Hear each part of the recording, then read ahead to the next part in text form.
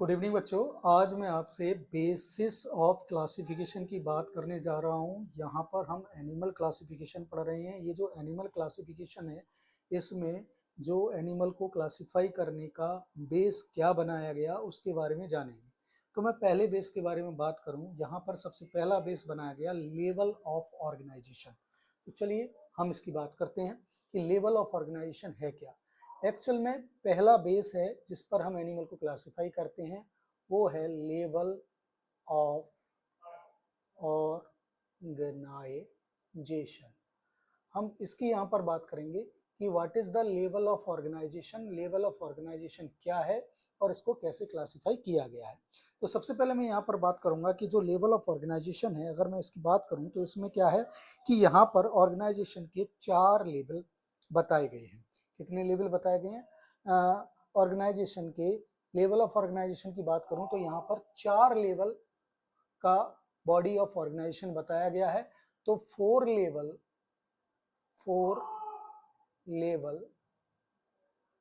Of body of organisation यहाँ पर बताया गया है। ये जो 4 लेवल हैं बॉडी ऑफ ऑर्गेनाइजेशन के, इन चारों लेवल की अगर मैं बात करूं तो यहाँ पर सबसे पहला लेवल है बॉडी ऑफ ऑर्गेनाइजेशन का, जिसकी मैं यहाँ पर बात कर रहा हूँ।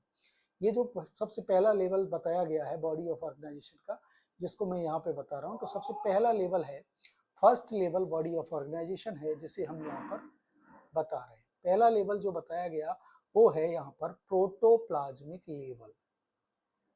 प्रोटोप्लाज्मिक लेवल, प्रोटोप्लाज्मिक लेवल ये पहला लेवल है, इसके बारे में बताया गया। या इसको हम एसेलुलर लेवल भी कहते हैं, या फिर इसका दूसरा नाम है एसेल्यूलर लेवल। एसेलुलर लेवल भी इसका एक नाम है।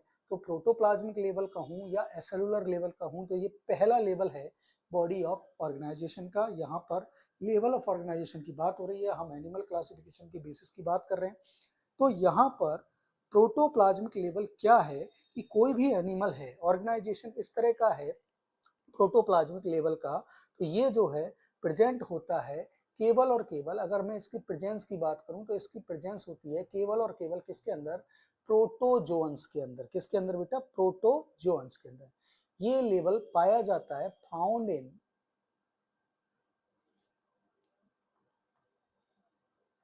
प्रोटोजोअन्स। ये लेवल प्रोटोजोअन्स में पाया जाता है कि उनके अंदर प्रोटोप्लाज्म होता है। अब इस चीज को थोड़ा सा क्लियर कर लें कि अगर हम किसी एक प्रोटोजोआ की बात करें तो उस प्रोटोजोआ के अंदर क्या होता है कि उसके अंदर प्रोटोजोआ है। अब प्रोटोजोआ की सेल यूनिसेलुलर है, यूनिसेलुलर सेल में यूकैरियोट सेल है। यूकैरियोट यूनिसेलुलर सेल होने की वजह से उसके अंदर क्या रहेगा? उसके अंदर एक न्यूक्लियस रहेगा। उसके अंदर जो न्यूक्लियस रहेगा उसके अंदर जेनेटिक मटेरियल रहेगा, और इस जेनेटिक मटेरियल को यहाँ पे बना देते हैं। उसके अंदर क्या रहेगा? इसके बाद इस सेल के अंदर क्या रहेगा? इस सेल के अंदर, न्यूक्लियस के अंदर कुछ न्यूक्लियोप्लाज्म जैसा कुछ रहेगा, और यहाँ पर जो है वो साइटोप्लाज्म रहेगा सेल के अंदर। जैसा कि आप सबको पता है सेल के अंदर क्या होता है? साइटोप्लाज्म होता है। तो यहाँ पर साइटोप्लाज्म रहेगा सेल के अंदर। अब यहाँ पर ये साइटोप्लाज्म भरा हुआ है सेल के अंदर, और इसमें क्या है? सेल के ऑर्गन भी रहेंगे, जैसे माइटोकॉन्ड्रिया है, गोल्गी अपरेटस है, ये सब रहेंगे। अब यहाँ पर मैं आपको एक बात बता दूं, प्रोटोप्लाज्म है क्या, प्रोटोप्लाज्म किसे कहते हैं। तो प्रोटोप्लाज्म की बात करूं तो सेल के अंदर जो फ्लूइड पाया जाता है, इस फ्लूइड को कहते हैं हम, यहाँ पर इस फ्लूइड को बोला जाता है साइटोप्लाज्म। अब मैं यहाँ पर न्यूक्लियस की बात करूं तो न्यूक्लियस के अंदर जो फ्लूइड पाया जाता है उसको बोलते हैं न्यूक्लियोप्लाज्म।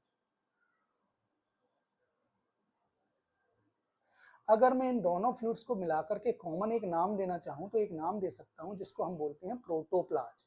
क्या नाम देते हैं? प्रोटोप्लाज्म।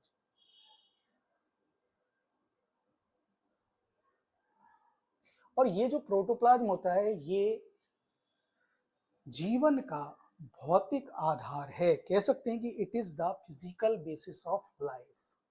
ये क्या है? इट इज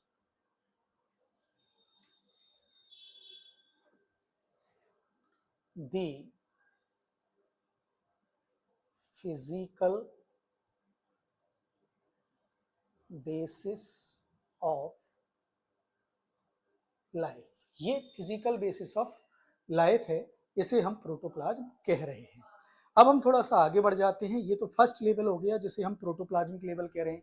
अब जो दूसरे लेवल की बात करें, जो सेकंड लेवल है, उसकी अगर मैं बात करूं तो सेकंड लेवल आता है सेलुलर लेवल ऑफ ऑर्गेनाइजेशन।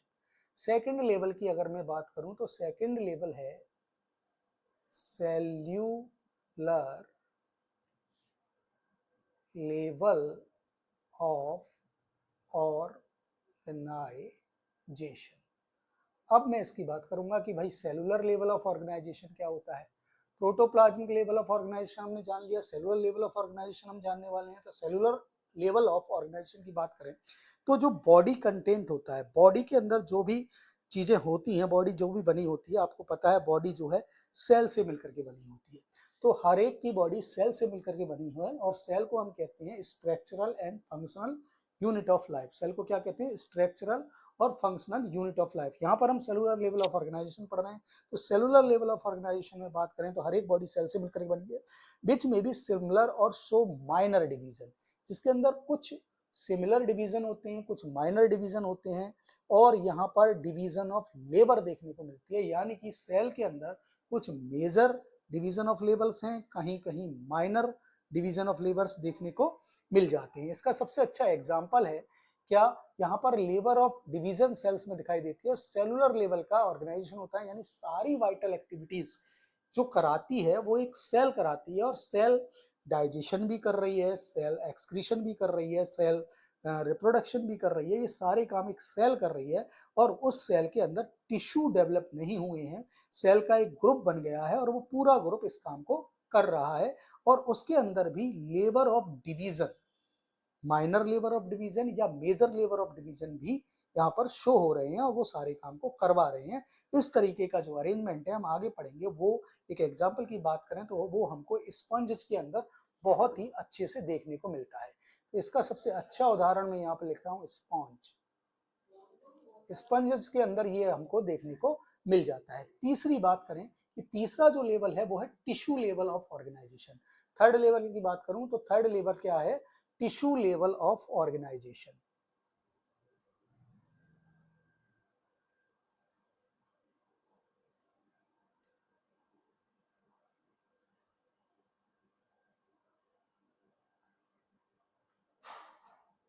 अब मैं यहाँ पर टिश्यू लेवल ऑफ ऑर्गेनाइजेशन की बात कर रहा हूँ। तो आप सबको पता है कि पूरी बॉडी सेल से बनी हुई है। अगर एक सेल, दो सेल, तीन सेल, चार सेल एंड सो ऑन, बहुत सारी सेल अगर मिल जाती हैं, मिल करके वो एक ग्रुप बना लेती है या एक ग्रुप में अरेंज हो जाती हैं, और वो ग्रुप एक पर्टिकुलर काम को कर रहा है, तो ये उस सेल से बना हुआ ग्रुप है, और इसको हम बोलते हैं टिश्यू। तो हम टिश्यू की डेफिनेशन थोड़ी सी समझ लेते हैं। टिश्यू क्या है? Groups of cell, group of cells. Tissue क्या है? Group of cells. तो यानी कि अगर हम टिश्यू की बात करें तो टिश्यू को क्या कह रहे हैं? टिश्यू को कह रहे हैं ग्रुप ऑफ सेल्स। के अंदर, जिन्हें नाइडरिया भी कहा जाता है, सीलेंट रेट्स के अंदर हमें टिश्यू लेवल ऑफ ऑर्गेनाइजेशन देखने को मिलता है। टीनोफोर्स के अंदर भी मिलता है। ये कुछ एग्जांपल है। चौथे हम लेवल की बात करें तो चौथा जो लेवल है, हमने चार लेवल बताए थे, ये फोर्थ लास्ट लेवल है, जिसे हम कहते हैं organ system level. Organ system level. Organ system level क्या होता है कि जब बहुत सारे टिश्यू मिलकर के क्या करते हैं? ग्रुप बना लेते हैं, तो उससे बन जाता है ऑर्गन।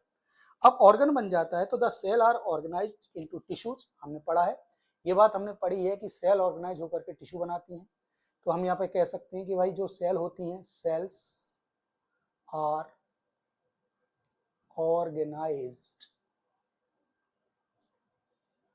इनटू टिश्यूज, टिश्यूज में ऑर्गेनाइज हो जाती हैं।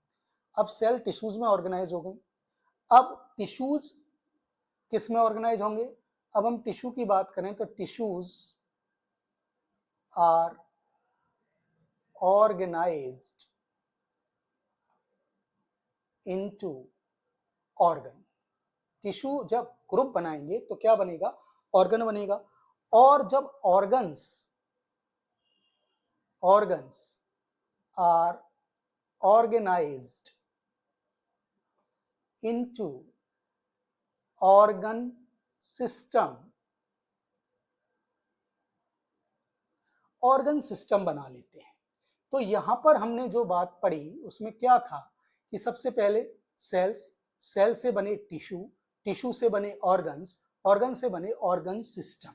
ठीक है, तो यहां पर इन सबका ग्रुप चलता है और ये ग्रुप बना लेता है। और ये जो ऑर्गन सिस्टम है जब ये ऑर्गेनाइज्ड होता है तो पूरी की पूरी क्या बना देती है, बॉडी बना देती है। अब स्पंज को अगर हम देखें तो उनके अंदर सेल्स ही सेल्स हैं, मल्टीसेलुलर सेल्स उसमें पाई जाती हैं।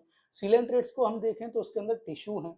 अब यहाँ पर ये सभी एनिमल, जितने भी एनिमल किंगडम में एनिमल्स रखे गए हैं, have organ system level of organisation. अगर हम स्पॉन्ज को छोड़ दें, सिलेंट्रेट्स को छोड़ दें, तो जितने भी ऑर्गेनिज्म इस ग्रुप में रखे गए हैं, इस किंगडम में रखे गए हैं, वो सारे के सारे क्या हैं, उन सब के पास organ system level of organisation पाया जाता है। तो किस किस को छोड़ा गया, किस किस को छोड़ा गया, आपके पॉरीफेरा में स्पंज को और सिलेंट्रेट्स को। स्पंज और सिलेंट्रेट्स के अंदर, स्पंज के अंदर सेलुलर लेवल ऑर्गेनाइजेशन है, सिलेंट्रेट के अंदर टिश्यू लेवल ऑर्गेनाइजेशन है। लेकिन जितने भी इसके अलावा और सारे एनिमल्स हैं उन सब के अंदर पाया जाता है organ system level of organisation. Organ system level of organisation सबके अंदर पाया जाता है। इसके बाद हम बात करेंगे बेटा बॉडी प्लान्स की। ठीक, तो organ system level of organisation आपको समझ में आ गया होगा।